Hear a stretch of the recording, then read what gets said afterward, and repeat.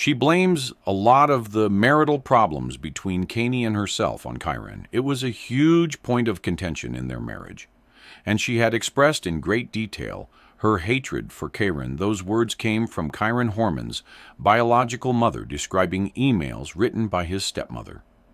Emails that painted a picture of resentment, festering in a home that appeared perfect. From the outside, emails written in the months before.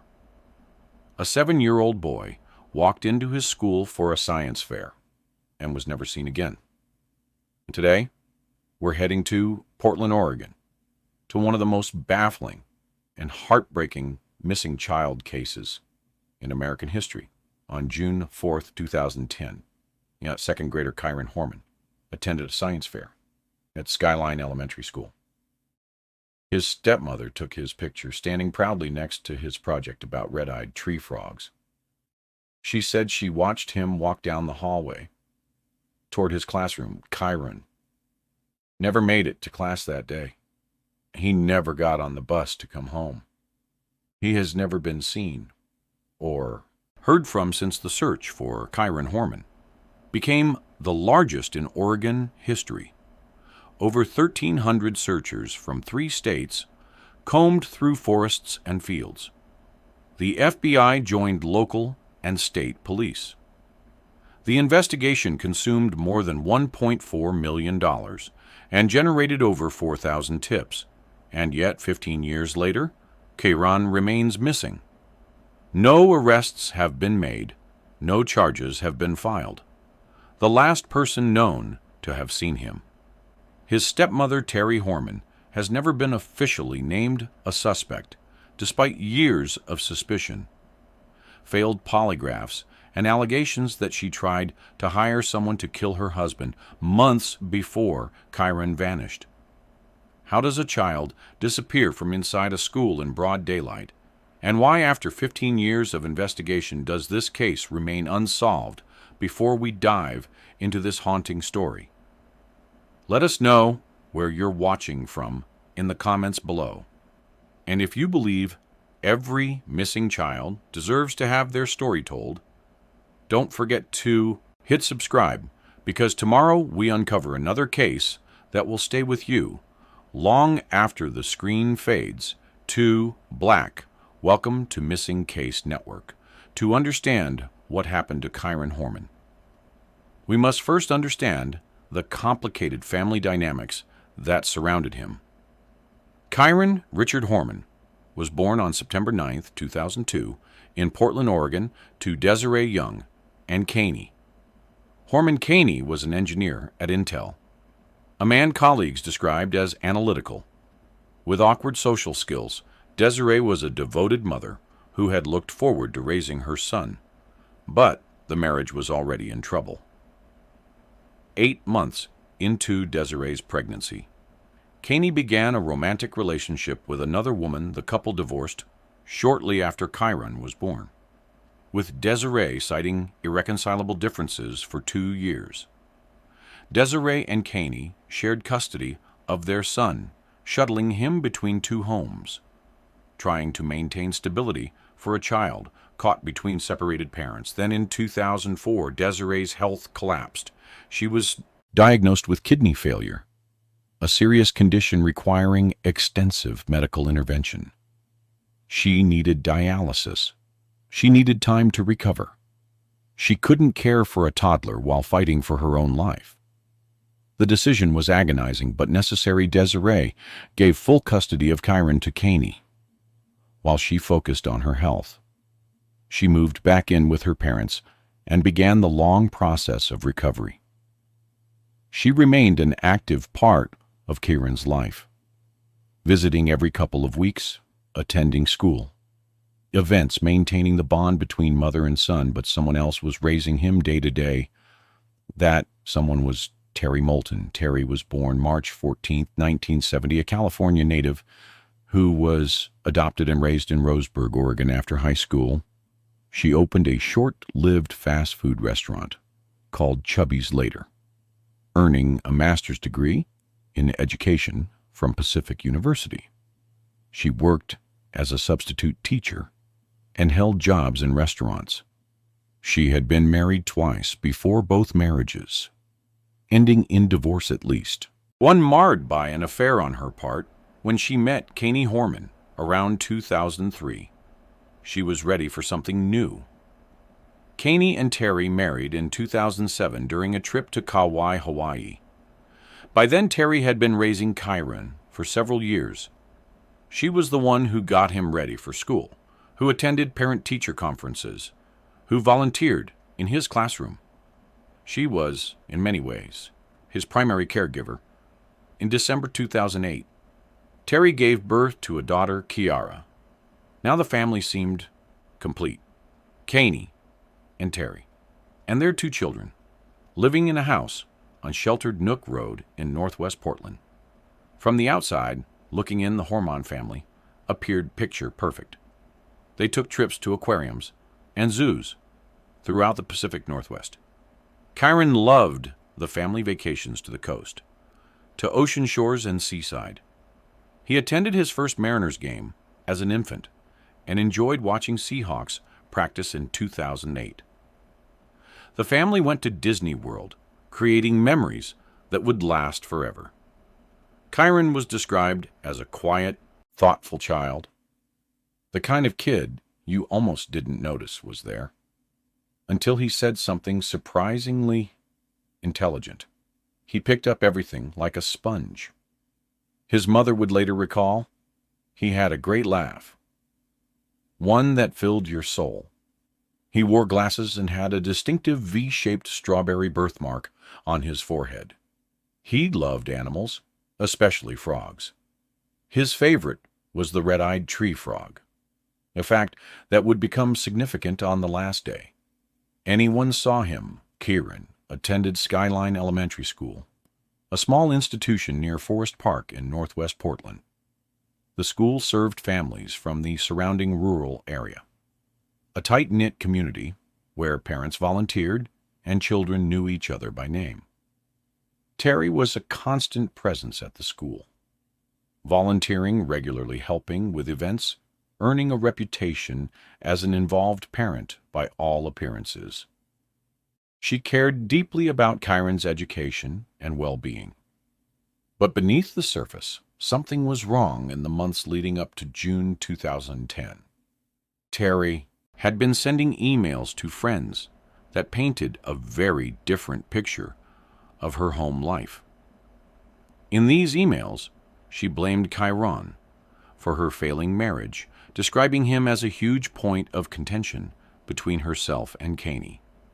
She expressed in detail what Desiree would later describe as a severe hatred for Kyron and Terry. Also wrote about her husband, describing Kyron as overbearing, portraying their household as toxic and unstable. She complained that her teenage son from a previous marriage, James, had been sent to live with his grandparents, and blamed Kyron for that decision, noting that James's grades and demeanor had improved since moving out.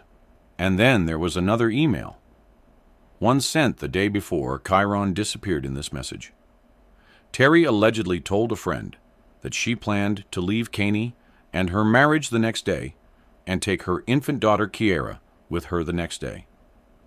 June 4th, 2010, Kyron vanished.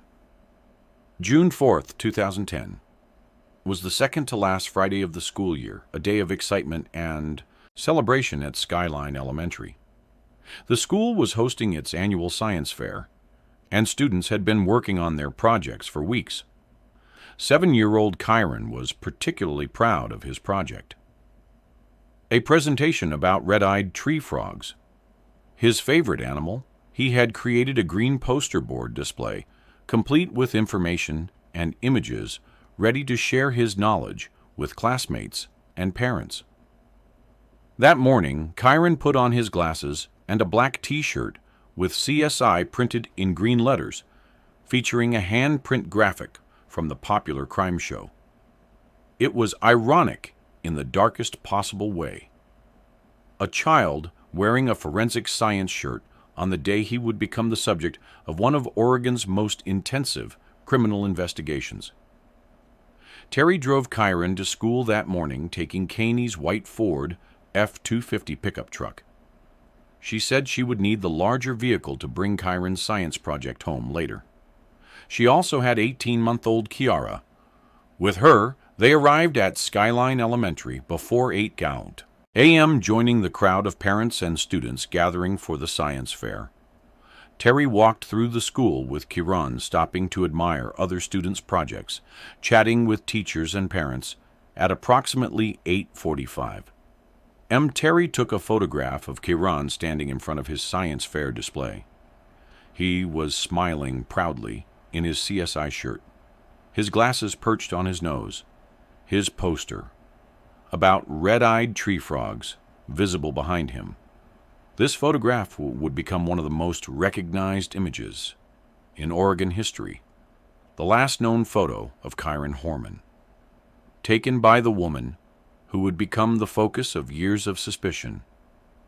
According to Terry, after taking the photo, she walked Kyron partway down the hall toward his classroom. She said she watched him head toward his first class, then turned and left the school, returning to the truck where Kiara was waiting.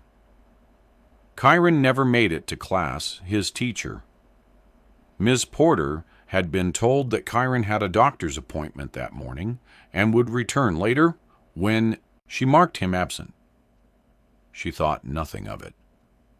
She assumed he would be back for his coat and backpack, which remained in the classroom all day. But Kyron didn't come back. Terry's account of the rest of her day would later come under intense scrutiny.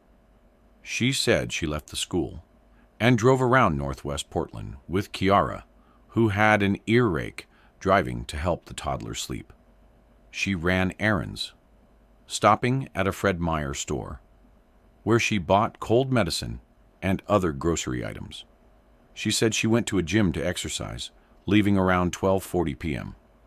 By 1:21 p.m., she had arrived home and logged into Facebook, posting the photos of Kyron at the science fair, sharing them with friends and family.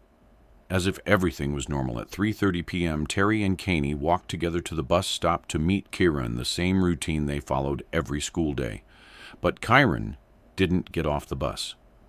The bus driver confirmed that Kyron had never boarded in the first place. Kaney and Terry drove to the school, panic rising. They discovered that Kyron had been marked absent all day, that no one had seen him since the science fair that morning. At 3:56 p.m., a Skyline Elementary School employee called 911. At 3:59 p.m., the Portland Police Bureau and Multnomah County Sheriff's Office were dispatched. At 4:33 p.m., officers arrived at Skyline Elementary and at the Horman home. The search for Kyron Horman had begun.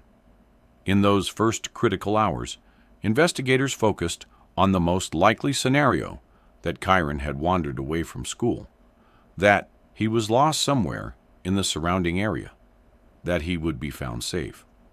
Skyline Elementary sits near Forest Park, one of the largest urban forests in the United States, over 5,000 acres of dense woodland trails and terrain, where a small child could easily become disoriented, and lost search and rescue teams mobilized, immediately fanning out through the forest and surrounding neighborhoods. They called Kyron's name.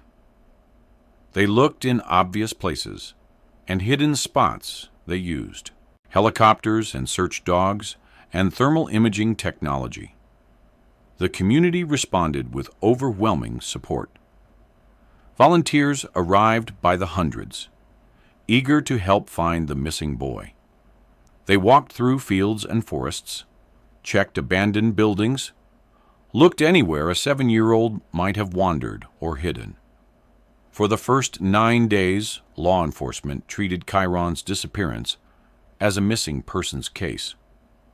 The hope was still that he had simply gotten lost, that he would be found alive, that this was a tragic accident rather than something worse.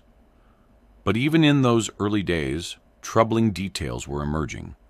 Investigators examined Terry's cell phone records. The data showed something unexpected.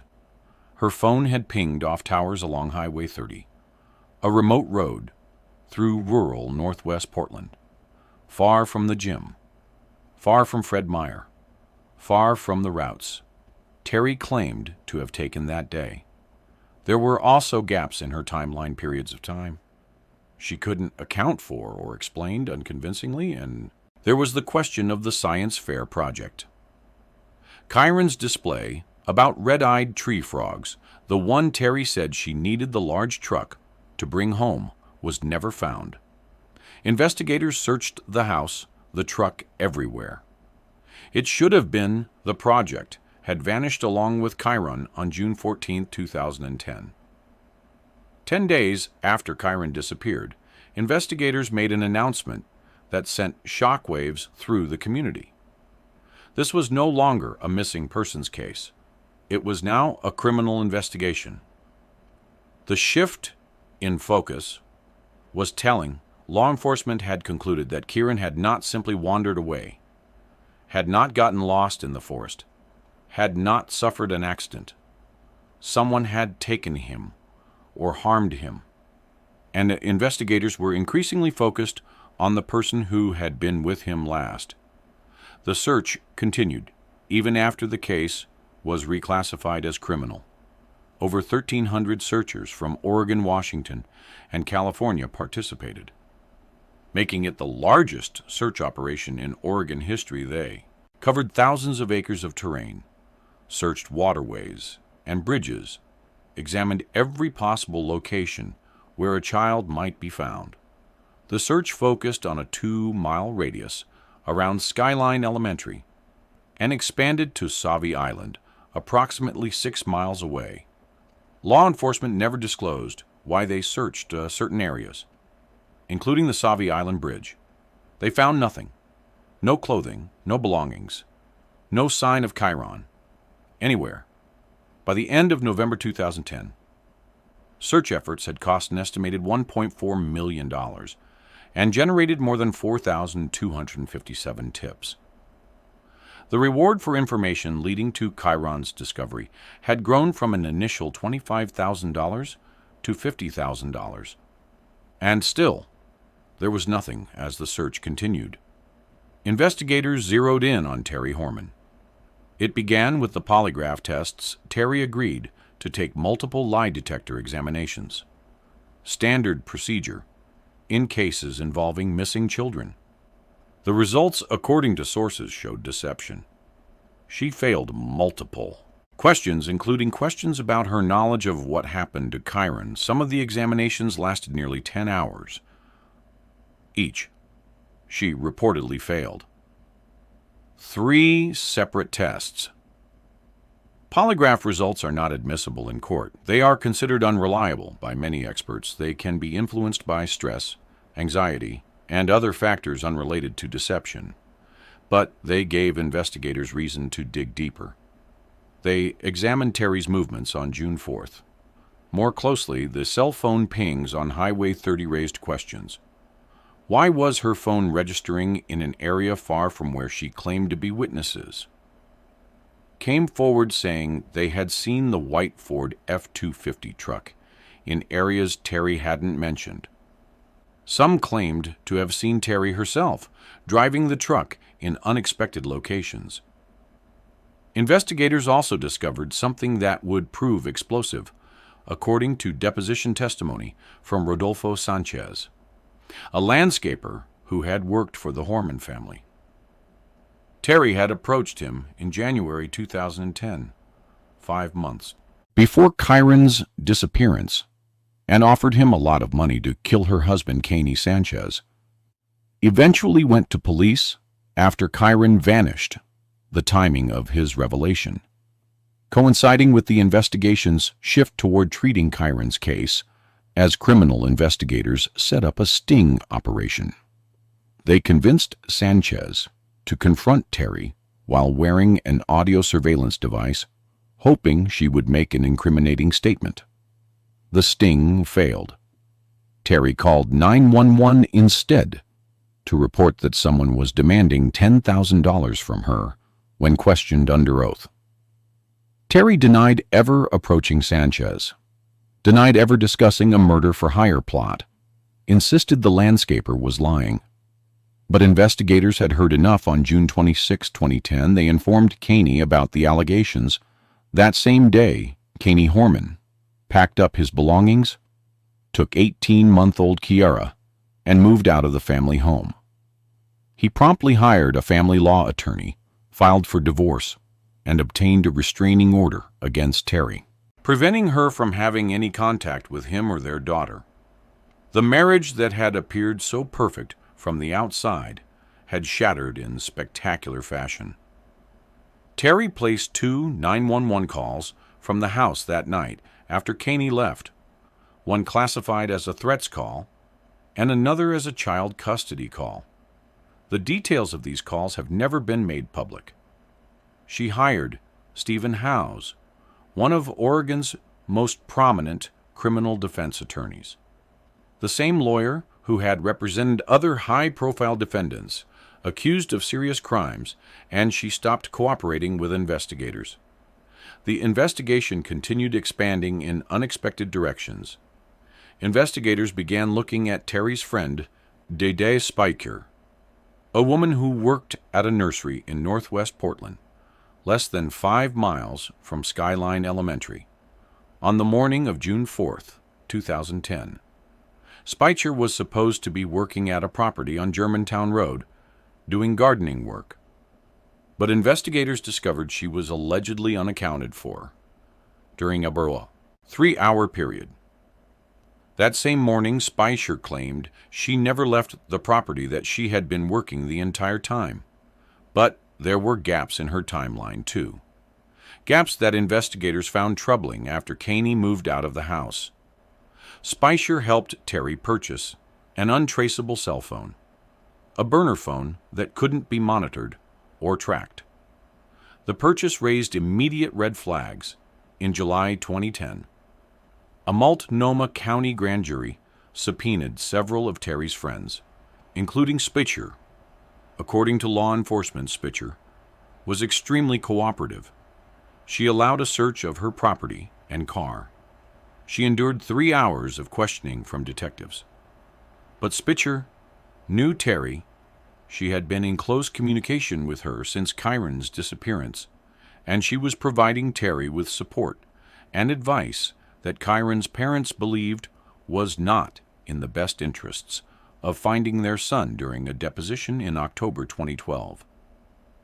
Spiker refused to answer more than 140 questions posed to her. Questions about her whereabouts on June 4th, questions about her communications with Terry that day, questions about whether she even knew Kyron or had ever met him.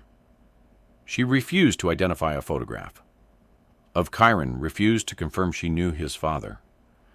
Caney refused to provide any meaningful information that might help investigators. Eventually, prosecutors offered Spiker an immunity deal, protection from prosecution in exchange for information. We thought she might have been involved in the crime, former prosecutor Norm Frink later explained. But we also thought if she was involved, she was a secondary figure. So we just made the decision to try and get information about the crime. That way, the immunity deal produced nothing. Spiker apparently had nothing to offer, or was not willing to share it to this day. Her role in this case remains unclear. As investigators dug deeper into Terry's background, more troubling details emerged. There were the emails, the ones expressing resentment toward Kyron, blaming him for her marital problems, describing hatred for her stepson. There was the email sent the day before Kyron vanished, saying she planned to leave her marriage the next day. There was an unexplained injury on Terry's leg, a good-sized gash below the knee, visible in the days after Kyron disappeared. She said she dropped a weight on her leg at the gym, but the explanation seemed inadequate for the size of the wound. There were purchases she made at Fred Meyer On June 4th, including a bottle of Motrin that was never found. Investigators wondered what she had needed the medication for, wondered where it had gone. There was her demeanor in the days after Kyron vanished. The investigators described her as suspiciously cheery and upbeat, seemingly unbothered by the disappearance of a child she had raised for years. And then there was the laundry, according to Rebecca Morris, author of Boy Missing: The Search for Kyron Horman and Terry. Washed Kyron's jacket and backpack on the day he disappeared. Why would a stepmother wash a child's belongings on the same day? He vanished, unless she was trying to remove evidence. The circumstantial case against Terry Horman grew. With each passing week, multiple witnesses allegedly saw Kyron leaving school with Terry and her infant daughter on the morning of June 4th. According to Morris's book, these witnesses included Kyron's regular bus driver, a classmate, and two of the classmates' family members, if true. This contradicted Terry's account that she had watched Kyron walk toward his classroom and left him at school. Investigators reportedly outfitted Caney with a wire to record conversations inside the family home. During the early days of the investigation, they placed a tracking device on the family's truck, trying to monitor Terry's movements. They searched the Horman home multiple times, looking for evidence that might explain what happened to Kyron. They found nothing definitive, despite the mountain of circumstantial evidence. Terry Horman has never been arrested. Never been charged, never been officially named as a suspect or even a person of interest in her stepson's disappearance. How is this possible? The answer lies in the burden of proof required for criminal charges to arrest and prosecute someone for murder or kidnapping. Prosecutors need more than suspicion, more than failed polygraphs, more than circumstantial evidence and contradictory statements. They need proof beyond a reasonable doubt. They need a body or clear evidence of death. They need witnesses who can testify to what they saw. They need physical evidence linking the suspect to the crime. In Kyron's case, investigators have none of these things. They have suspicion, plenty of it, but suspicion is not proof. They have circumstantial evidence that points toward Terry, but circumstantial evidence alone is rarely enough to secure a conviction, especially without a body. They have witnesses who allegedly saw Kyron leaving with Terry, but the eyewitness testimony is notoriously unreliable, especially years after the fact. They have cell phone pings and timeline gaps, but these can be explained away by defense attorneys. Data can be misinterpreted. Memories can be faulty. Schedules can be confused. And they have no body without Kyron's remains, without physical evidence of what happened to him. Prosecutors cannot prove that a crime was even committed, let alone prove who committed it. Terry could have harmed Kyron, or she could be telling the truth, that she left him at school and someone else took him. She could be protecting someone else, or she could be an innocent woman who has been unfairly vilified by the media and the public. We simply don't know. And without knowing, without proof, the justice system cannot act. In 2012, Desiree Young filed a civil lawsuit against Terry, claiming she was responsible for the disappearance of Kyron. The lawsuit attempted to prove, through the lower standard of civil court preponderance, of the evidence that Terry had kidnapped Kyron. The lawsuit dragged on for months, both sides filing motions, deposing witnesses, building their cases. In July 2013, Desiree dropped the lawsuit. Her reason: so as not to interfere with the ongoing police investigation. The criminal case was still active, she explained, and pursuing the civil lawsuit might compromise the evidence or alert Terry to the investigation's direction. It was a painful decision, putting aside her quest for accountability to give law enforcement the best chance of building a criminal case. But that criminal case has never materialized. Terry Horman has maintained her innocence throughout. In 2016, she appeared on Dr. Phil, her first major public statement since Kyron's disappearance. I was advised from the beginning by law enforcement, by my husband at the time, by attorneys in the beginning, not to say anything. She told host Dr. Phil McGraw, I've always wanted to. I've asked multiple times to speak out and have not been allowed. She denied having any involvement in Kyron's disappearance. She offered an alternative theory. There was a man in a white pickup truck, Ford parked on Highway 30 at the 7-Eleven, which is not near the school. She said he was acting very strangely, and he was addressed by one of the employees because he had been pacing back and forth in front of the 7-Eleven for about an hour.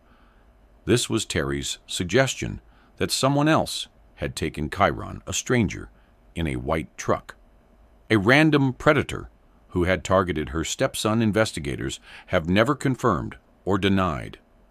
Investigating this lead have never identified.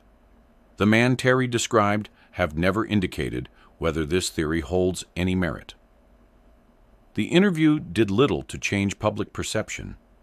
Many viewers found Terry's denials unconvincing, her demeanor suspicious, her explanations inadequate. But public perception is not evidence, and Terry remains a free woman.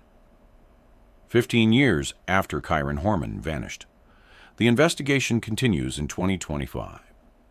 The Multnomah County Sheriff's Office announced new efforts to solve the case, partnering with the FBI and the Gresham Police Department to digitize thousands of pages of documents, photos, and evidence. Modern software, digital forensics, and geospatial technology are being used to evaluate new and existing leads, techniques that didn't exist or weren't as sophisticated in 2010. The Multnomah County District Attorney's Office has begun a thorough and methodical review of the case. With fresh eyes, we have never stopped searching for. Kyron said, Multnomah County Sheriff Nicole Morrissey O'Donnell, we remain steadfast in our commitment to bring resolution to this case. For Kyron, for his family, and for the community, a $50,000 reward remains available for information leading to the resolution of Kyron's disappearance. But after 15 years, hope has become harder to maintain. Kyron Horman's biological parents have never given up. Desiree Young now lives in Medford, Oregon. She has remarried and has another son. But Kyron is never far from her thoughts, Her home, she maintains a special area in her backyard called Kyron's Pad, filled with frog decorations, a tribute to Kyron's favorite animal, the red-eyed tree frog that was the subject of his science fair project. Kyron's room in Desiree's home, once shared with his older brother Quinn, remains a sacred space, preserved, exactly as it was, waiting for a boy who may never return. It's sad. Desiree has said, but life keeps going, even though you want to stay in 2010. Kyron still exists. He's still part of our family. She has continued to fight to keep the investigation alive, organizing annual fundraising efforts, pushing for more aggressive investigation, working to ensure that her son is never forgotten. She still believes she knows what happened, still believes Terry is responsible, still hopes that someday the truth will come out. She did everything to try and structure that day so that she could do this. Desiree said of Terry she had planned it. She planned it months in advance. We know that she was out driving the roads, scoping sites. We know this because her car was very memorable. Eyewitnesses account for her all over the roads of northwest Portland. And I believe she was testing cell phone signals as well To see where she would drop off of cell phone coverage, Kyron Horman, Kyron's father, has been more circumspect about assigning blame. I feel like he was taken that day. Kyron has said, I don't know if it was directly by her or someone else, whether it was at the school or a handoff off property somewhere. He believes Terry was connected to Kyron's disappearance, but suspects someone else may have been more directly involved, that there may have been an accomplice or a hand off. Both parents continue to struggle with the passage of time, with the fact that life keeps moving forward while they remain frozen in 2010. It doesn't get easier. Desiree has said, I think people think that it does, but it really doesn't. One of the hardest parts is that life keeps going on, and I don't get to stop. And I do still think of Kyron as 7. I talk about him as 7. She explained, I just feel like we are frozen in time in 2010. And it is hard to really move past that. Kyron would be 22 years old now. The boy who loved red-eyed tree frogs, who wore a CSI shirt to his science fair, who had a great laugh that filled your soul, would be a grown man. His parents will never know who he might have become. The disappearance of Kyron Horman exposes uncomfortable truths about the limits of the justice system. We live in a society that promises justice for victims, that tells us the truth will out, that believes in accountability for wrongdoing, but sometimes the truth doesn't out. Sometimes evidence isn't found. Sometimes cases go unsolved. Sometimes people who may have done terrible things walk free because we cannot prove what they did. This is not a flaw in the system. It is by design. The burden of proof exists to protect the innocent, to ensure that people are not imprisoned based on suspicion or speculation or public opinion.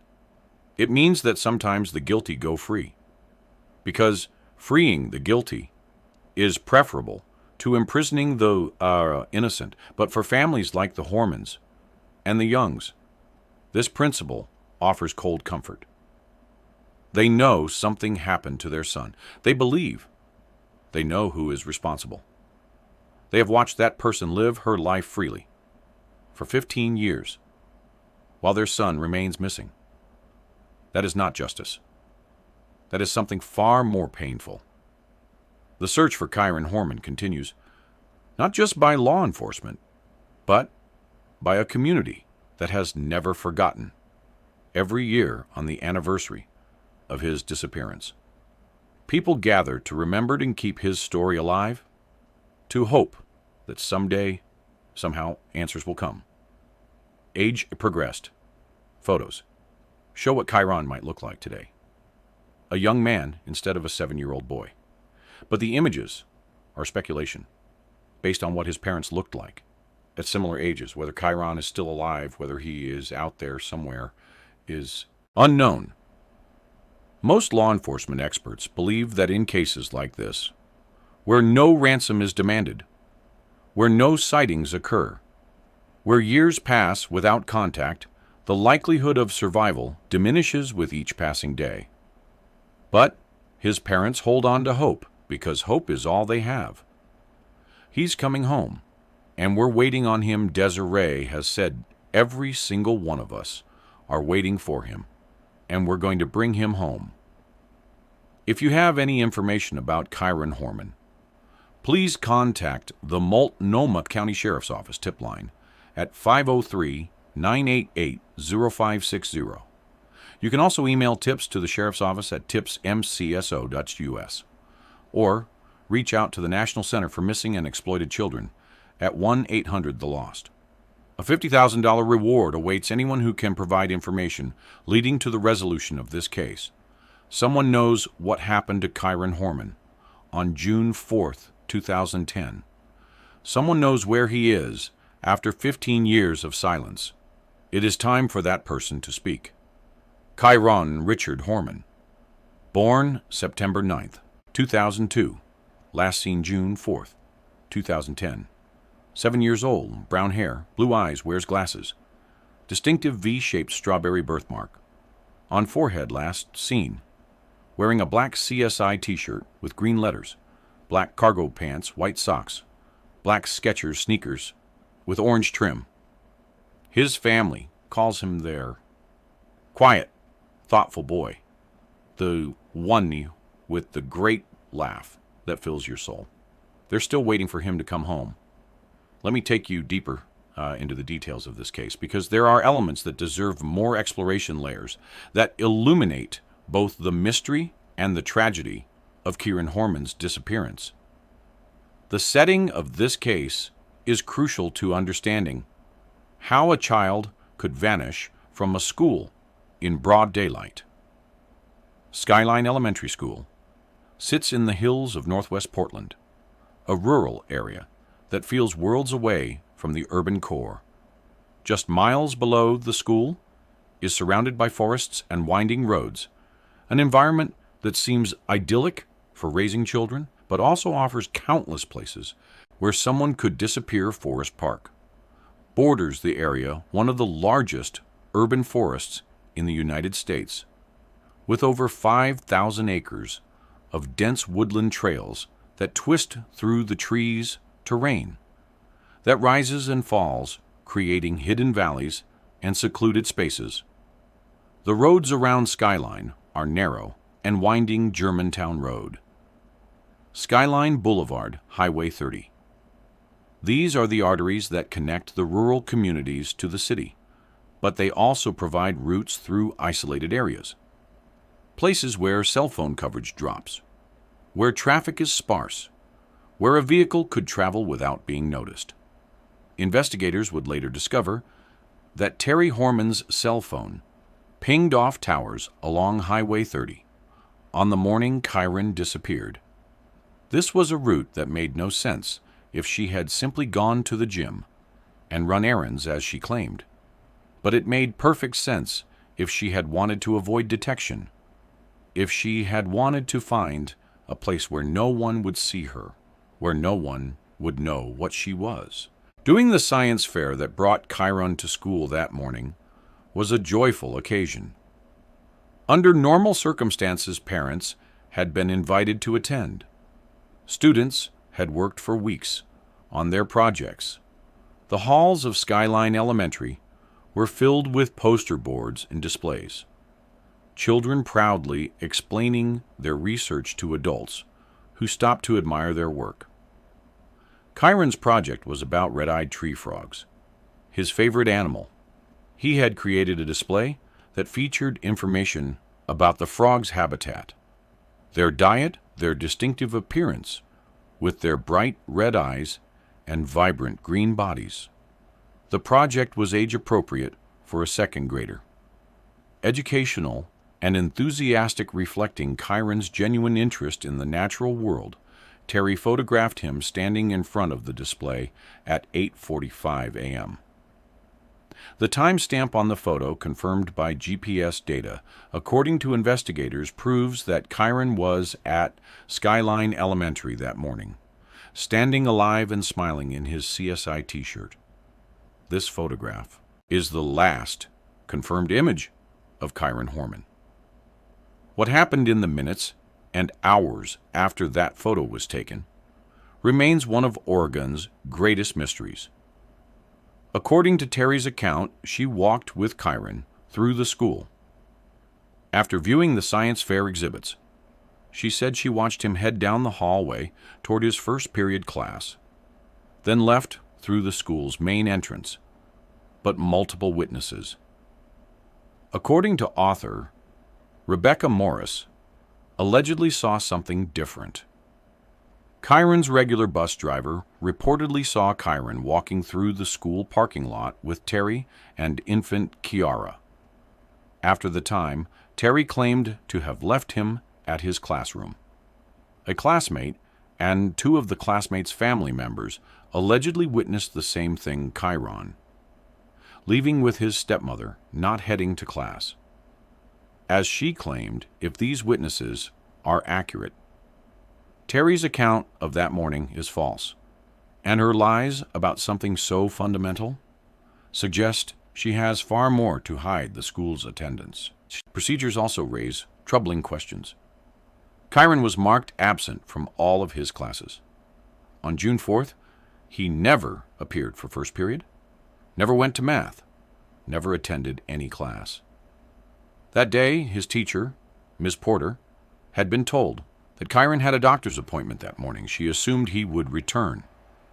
Later, assumed his coat and backpack, remaining in the classroom, meant he would be back, who told Ms. Porter that Kyron had a doctor's appointment. This detail has never been fully explained. Did Terry tell the school Kyron would be absent? Did someone else make this call? Or did Ms. Porter simply assume based on incomplete information? If Terry informed the school of a fake doctor's appointment, she was deliberately creating cover for Kyron's absence, ensuring that no one would raise an alarm. When he failed to appear in class, this would suggest premeditation. Planning a deliberate scheme to remove Kyron from school without detection. The timeline of June 4, 2010 has been reconstructed, has been repeatedly by investigators, each examination raising new questions.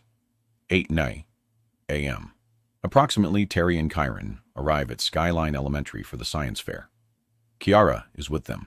8:45 a.m.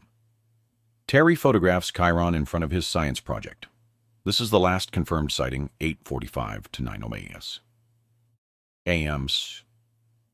Terry claims she walked Kyron toward his classroom, watched him go.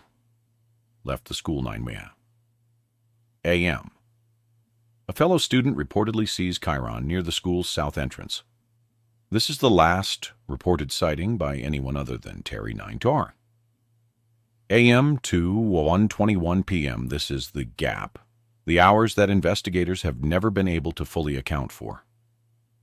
Terry claims she drove around with Kiara to help with the toddler's earache, then ran errands at Fred Meyer, then went to the gym exercising until about 12:40 p.m. But her cell phone records suggest a different story. Pings along Highway 30, indicating she was in an area far from the gym, far from any Fred Meyer, an area known for its isolation and poor cell coverage. At 1:21 p.m., Terry arrives home and posts photos of Kyron at the science fair on Facebook. The posting itself raises questions. Why would a mother post photos to social media in the middle of a normal day and when she should have been expecting Kyron home on the bus? In just a few hours, some investigators have suggested the Facebook post was an attempt to establish an alibi to show that Terry was behaving normally on a normal day to create the appearance that nothing was wrong. 3:30 p.m., Terry and Caney walk to the bus stop to meet Kyron. 3:30 p.m., Kyron does not get off the bus. 3:56 p.m., the school calls 911. The gap between 9 a.m. and 1:21 p.m. contains over 4 hours of unaccounted time. 4 hours during which Terry claims she was running mundane errands, while cell phone records suggest she was somewhere else entirely. 4 hours is enough time to do almost anything. It is enough time to drive to a remote location, to dispose of evidence, or worse, to return home, shower, change clothes, and compose yourself before posting cheerful photos to social media. Investigators have never determined exactly what Terry did. During those hours, the items Terry purchased at Fred Meyer that morning have also drawn scrutiny. According to investigators, she bought cold medicine, Motrin, and other grocery items. Some of these items were later found at the house, accounted for in the normal routine of family life, but some items were never found, including the Motrin. Why would a bottle of pain reliever purchased that morning disappear? Some have speculated that the Motrin could have been used to sedate Kyron to keep him quiet during transport. But this is speculation. There is no evidence to support or refute this theory. The science fair project itself was never recovered. Terry had specifically taken Caney's truck that morning. saying she would need the larger vehicle to bring home Kyron's display. But the display was never found. Not in the truck. Not at the house. Not anywhere. Where did the project go? If Kyron left school with Terry as witnesses, allegedly claim, where did they go? And what happened to the evidence of his presence at the science fair that morning? These questions have haunted investigators for 15 years. The investigation into Kyron's disappearance was massive in scope, involving local, county, state, and federal resources. The Multnomah County Sheriff's Office led the effort, coordinating with the Portland Police Bureau, the FBI, the National Center for Missing and Exploited Children, and numerous other agencies in the first 10 days alone. Over 1,300 searchers participated in the largest search and rescue operation in Oregon history. They searched Forest Park and the surrounding woodlands. They searched waterways and bridges. They searched Sauvie Island, 6 miles from the school. They searched properties throughout northwest Portland. They used helicopters, drones, boats, dogs, and thousands of volunteers on foot. They found nothing, no trace of Kyron, no clothing, no belongings, no body, no evidence of what had happened to him by mid-June. The search shifted from rescue to recovery, and then to criminal investigation. Investigators no longer believed Kyron had simply wandered off. They believed someone had taken him or harmed him, and the focus turned inward toward the family, toward the person who had been with Kyron. Last, the decision to focus on Terry Horman was not arbitrary. Multiple factors pointed toward her as a person of significant interest. She was the last known person to see Kyron alive. Her account of the morning contained inconsistencies that couldn't be explained. Her cell phone records suggested she wasn't where she claimed to be. She failed multiple polygraph examinations. She had allegedly attempted to hire someone to kill her husband. Months before, she had expressed resentment toward Kyron in emails to friends. Her demeanor after the disappearance was described as inappropriately cheerful. She washed Kyron's backpack and jacket on. The day he disappeared, she had an unexplained injury on her leg, taken individually. Each of these factors might be explained away, coincidences, misunderstandings, innocent explanations taken together. They painted a picture that investigators found deeply troubling, but troubling is not proof. And despite years of investigation, prosecutors have never felt they had enough evidence to bring charges. The murder-for-hire allegation deserves particular attention because it reveals something important about Terry's state of mind in the months before Kyron vanished. According to Rodolfo Sanchez, the landscaper, Terry approached him in January 2010 and offered him a lot of money to kill her husband, Caney. This was 5 months before Kyron disappeared. If the allegation is true, it suggests that Terry was planning something major, planning to change her life in a dramatic and violent way, planning to remove obstacles that stood in her path. Why would she want Caney dead? The emails Terry sent to friends provide some insight. She was unhappy in her marriage, felt controlled by her husband, blamed him for sending her teenage son to live with his grandparents, expressed a desire to leave. But leaving a marriage is complicated, especially when children are involved, especially when assets need to be divided, especially when custody arrangements need to be made. Murder would be simpler. In a terrible way, it would resolve everything at once. No divorce proceedings, no custody battles, no financial negotiations, just freedom. But Sanchez didn't follow through. The murder never happened, and Terry was left in a marriage she apparently hated with a stepson. She allegedly resented. Then 5 months later, that stepson disappeared. Coincidence or connection? Investigators believed connection. They believed Terry had been planning. Something had been searching for a way out. And when the murder-for-hire plot failed, she found another path. One that removed Kyron instead of Caney, but they couldn't prove it. The relationship between Terry and Kyron's biological mother, Desiree Young, adds another dimension to this story. Desiree was not a stranger to Kyron. She remained an active part of his life, visiting every couple of weeks, maintaining the bond between mother and son, even after giving custody to Kane. By all accounts, Desiree and Terry had a civil relationship. They posed together at family events. They cooperated on matters related to Kyron's care. They presented a united front as co-parents navigating a blended family. But beneath the surface, tensions existed. Terry was raising Kyron.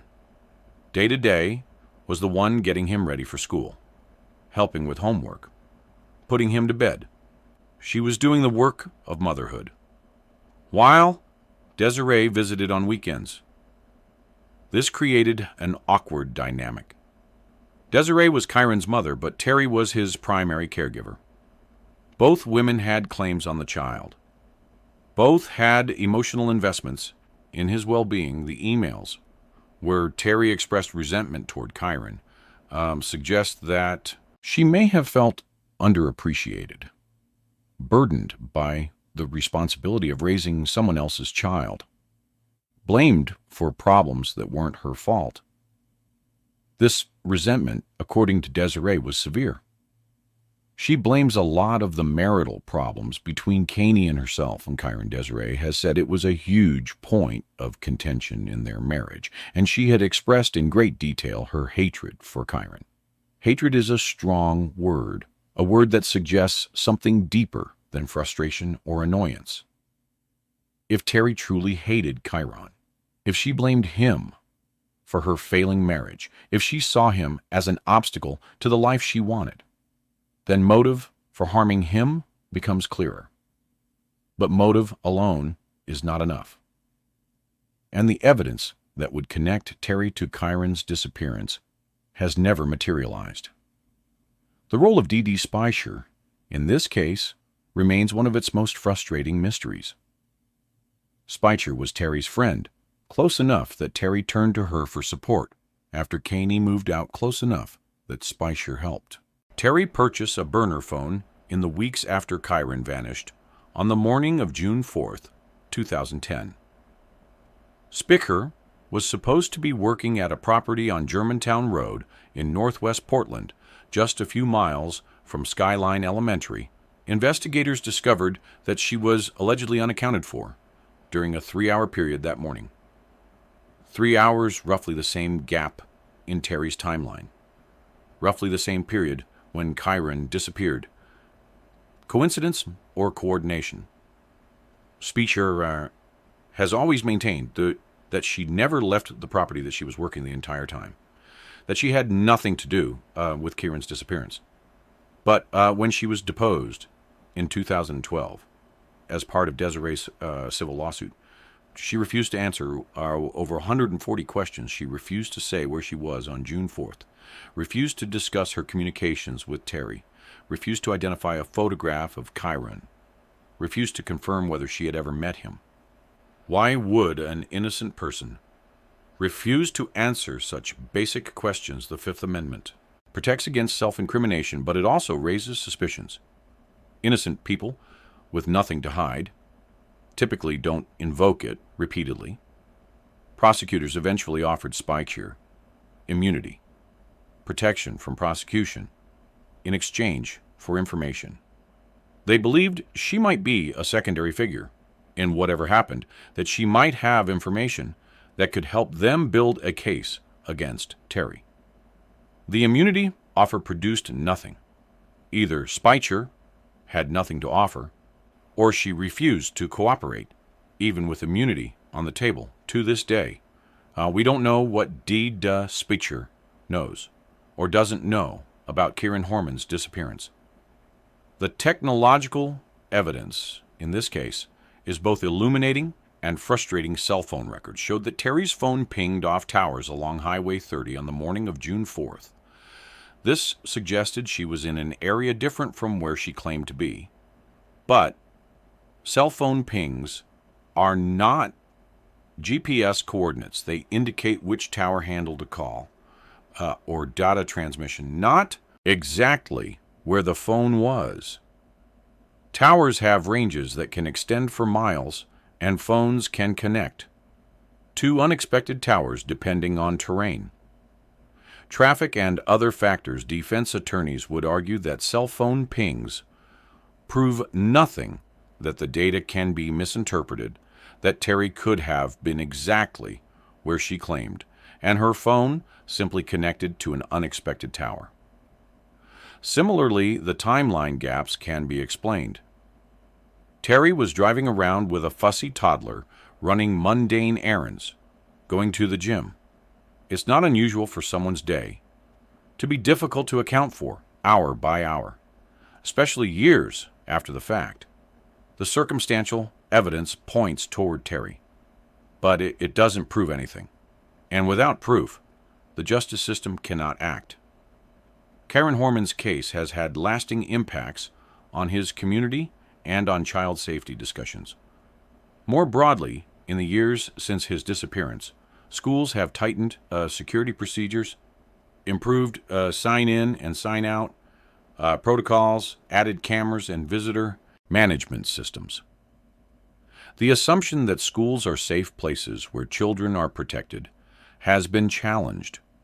If a child can disappear from a school science fair in broad daylight, then the systems designed to protect children have failed. Parents have become more vigilant, more cautious, more aware of the dangers that can exist even in seemingly safe environments. But increased vigilance cannot bring Kyron back.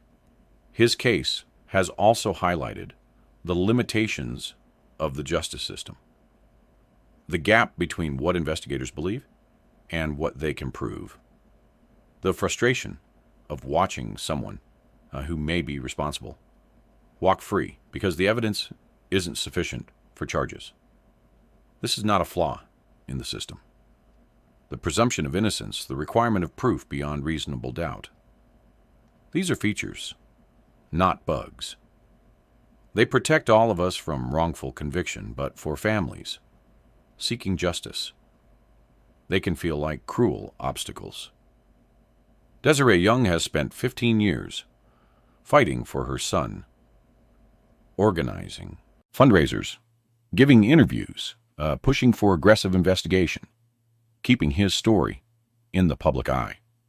She has never given up, never stopped believing that someday the truth will emerge. Kyron Horman has been more reserved, more cautious in his public statements, but equally committed to finding answers.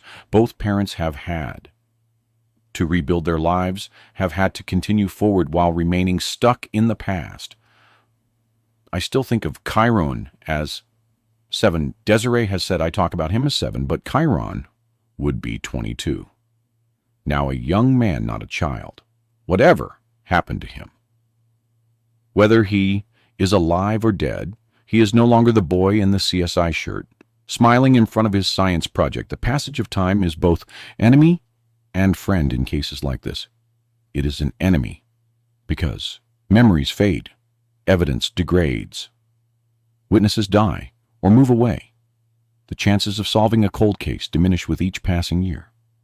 But it is also a friend because relationships change, loyalties shift. People who were afraid to speak may find courage. Secrets that were kept may become unbearable to hold investigators.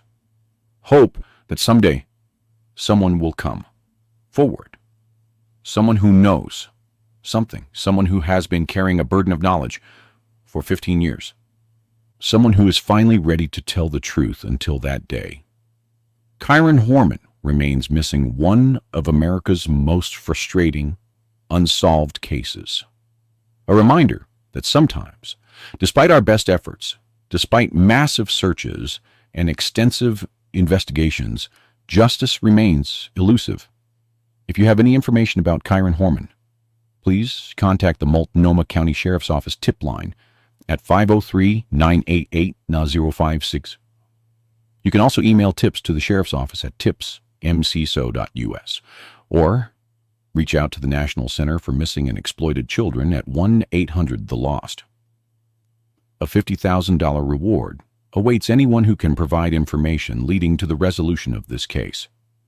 Someone knows what happened in those missing hours on June 4th, 2010. Someone knows where Kyron Horman is. After 15 years, it is time for the truth to emerge. Kyron Richard Horman, born September 9, 2002. Last seen June 4th, 2010. 7 years old, brown hair and blue eyes. Wears glasses distinctive. V-shaped strawberry birthmark on forehead.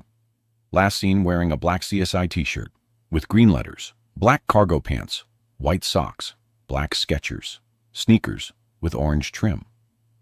His parents remember him as a quiet, thoughtful boy who picked up everything like a sponge, who had a great laugh that filled your soul, who loved red-eyed tree frogs and going to the beach. They're still waiting for him to come home. Thanks for being here and listening. Don't forget to hit the bell for our latest stories. Stay safe and take care with your loved ones. One final reflection before we close: the story of Kyron Horman is in many ways the story of modern parenthood, the story of trust and its betrayal, the story of systems that fail and people who refuse to give up. Consider the trust that Kyron Horman and Desiree Young placed in Terry Moulton. They trusted her with their son, trusted her to raise him, to care for him, to protect him, while they worked and managed the complexities of divorced co-parenting. They trusted her because she seemed trustworthy, because she volunteered at his school, because she posed for family photos, because she said and did all the right things. Trust is the foundation of family life. Without it, nothing works. Parents have to trust. Caregivers, children have to trust adults. Families have to trust schools to keep their children safe when that trust is betrayed. When the person you trusted most turns out to be someone capable of harm, the psychological damage extends far beyond the immediate crime. Desiree has spoken about this, about how difficult it is to trust anyone after what happened, about how the betrayal by someone she considered part of her family has left lasting scars. People that you think that, and that you trust, she has said you have in your home, and they turn their back on you, and you don't understand it. This is the legacy of cases like Kyron's. They don't just destroy families. They destroy faith in other people. Consider, too, the school, Skyline Elementary parents. Send their children to school, trusting that they will be safe, trusting that adults will be watching, trusting that systems are in place to prevent children from being taken on June 4th, 2010. Those systems failed. Kyron was marked absent from class, but no one called home to check on him.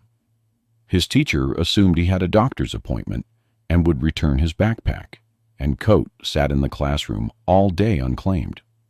No one raised an alarm until his parents came to pick him up from the bus. No one noticed that a second grader had vanished from a school that was supposed to be keeping him safe.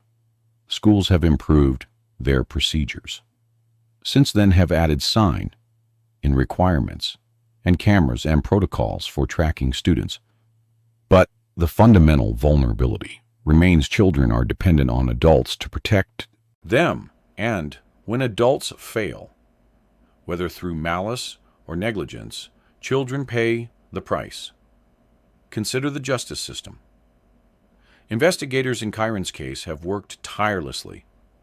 For 15 years, have followed thousands of leads, have spent millions of dollars, have used every technique and technology available to them, and They have not been able to build a case sufficient for prosecution. This is not because they don't know what happened.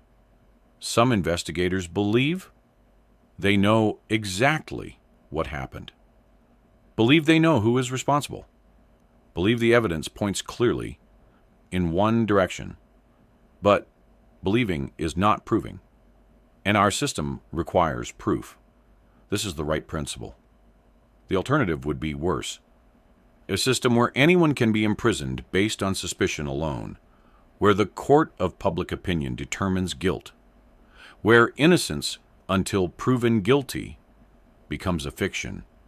But for Kyron's family, the principle provides no comfort. They have watched the woman they believe responsible live her life for 15 years, have watched her move on while their son remains missing, have waited for justice that may never come. Consider what it must be like to live with that, to wake up every morning knowing that answers may never come, that closure may never be possible, that the person who took your child may die of old age without ever facing accountability. This is the reality for thousands of families across America. Families whose children have disappeared, whose cases have gone cold, whose hopes fade a little more with each passing year. Desiree Young has refused to let her hope fade, has refused to give up, has continued fighting year after year, anniversary after anniversary.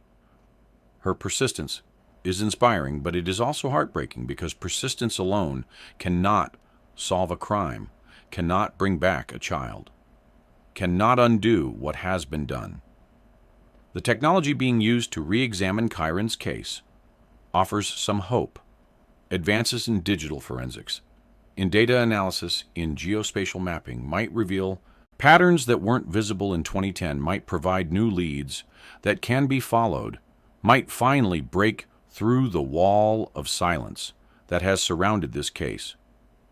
The Multnomah County Sheriff's Office is digitizing thousands of documents, photos, and evidence files, partnering with the FBI and the District Attorney's Office to review the case with fresh eyes. Perhaps something will emerge, perhaps a detail that was overlooked will suddenly become significant. Perhaps the combination of old evidence and new technology will crack the case open. Or perhaps not. Perhaps Kyron Horman will remain missing forever. Perhaps his case will join the tragic list of disappearances that are never solved. Perhaps his parents will die without knowing what happened to their son.